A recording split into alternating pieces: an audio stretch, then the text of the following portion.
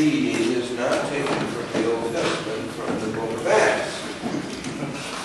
Because Easter sort of marks the beginning, if you wish, of the church. And so the book of Acts is Luke's story of the beginnings of the church. So far this season we have been hearing from the very beginning of the book of Acts the stories of the church in chapter 1 leading up to Pentecost, and then following Pentecost, which we'll hear in a couple of weeks, the early workings of the church after that. We have missed chapter 3, 4, and 5 of Acts. And so a homework assignment, if you wish, is to read those chapters. In other years, we would hear from those chapters. But chapter 6 begins the saga of the deacons, the first ordination service in the Bible. And it focuses on 7 deacons that are ordained, only 2 of which really get any prominence, Stephen and Philip. Stephen is a bold guy who tells the story of Jesus in a way that generates consternation from those who are hearing him. And so, as we heard in today's reading, Stephen's words, his message, so confronts the people that are hearing it that there's a mob scene and they kill him. Hence, Stephen becomes the first martyr of the church. Well, it seems strange, doesn't it, that we would hear this story on Mother's Day, the first martyr of the church. But in reality, even though historically, across generations, across cultures, mothers and children were to be revered and held in esteem, mothers have been the victims of violence. We have stories of women being raped in Africa and elsewhere. We have stories of women being the primary targets of war. And in our own situation, we are going today gather gifts for women in transition who are the victims of violence in their own homes. What is that all about in honoring Mother's Day? Because I'm sure you've heard lots of stories about how wonderful motherhood is. And it is. Most of the time. But we live in a world reality where mothers are not always honored. And yet today we do want to try to honor mothers in the context of the Scripture. So, a brief excursion into Peter, or the letter of Peter. How does it begin, the reading today? Feasting on the pure milk of the Word. And indeed, when we think of motherhood, isn't that the primary image of mothers nursing their babies?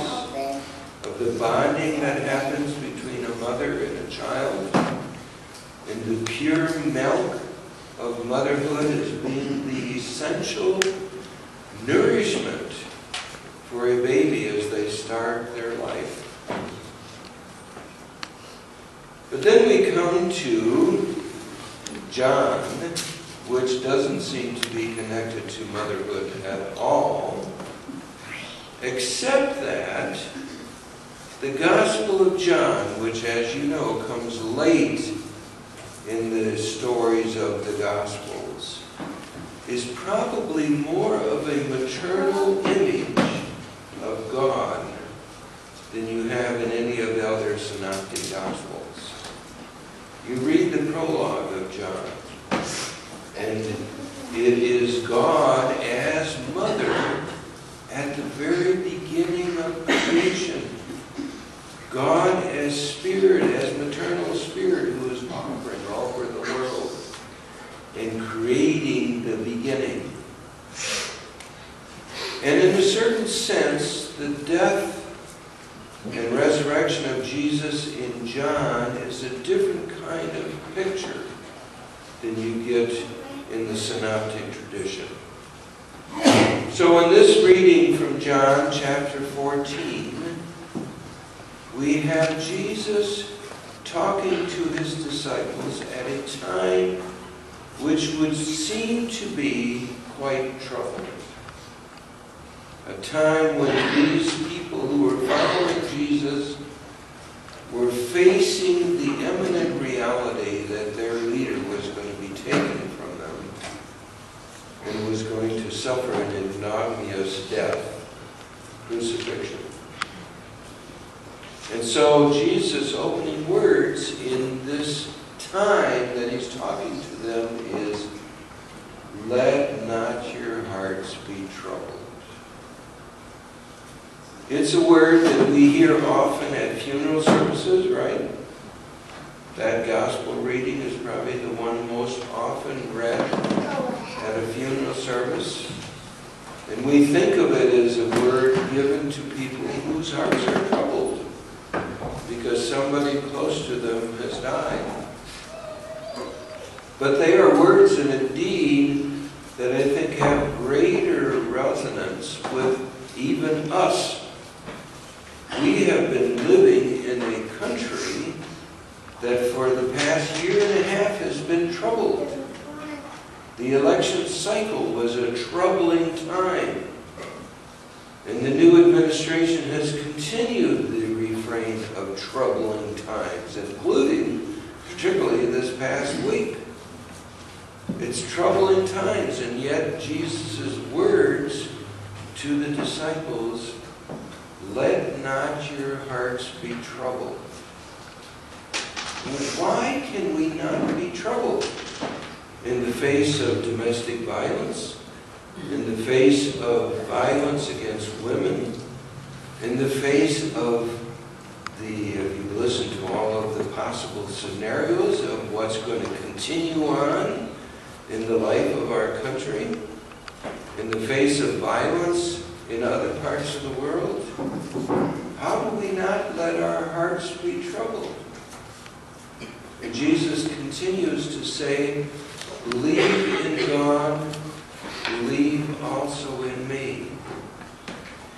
Now we tend to think of the Gospel of John, like we do the Synoptics, as being a literal sort of sensate story. I mean, don't we try to do that with the Bible? We tend to think of it as real happenings, real events. But the Gospel of John is not a sensate gospel. It's a gospel that comes in from underneath. It's an intuitive gospel, if you're familiar with the Myers-Briggs language. It's a gospel that speaks to the heart. And so when Jesus says, "Let not your hearts be troubled," he's talking about heart stuff. He's talking about people being connected to the God within.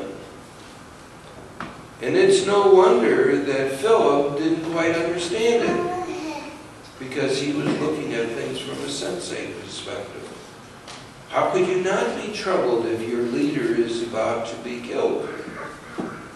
But if you deal with the God within, the inner world, the inner reality, which is, from John's perspective, the real reality, the only reality, then no matter what happens on the outside, it's that inner core, that inner reality that is sustaining, that enables you not to be troubled, no matter what might be happening in the outside world. So, in this day when we do want to honor mothers, but recognizing that mothers are not always honored everywhere. We don't want to be troubled because we want to relate to that inner core that honors us, that honors mothers, that honors children, that honors all of us as being God's good creation. Amen. Amen.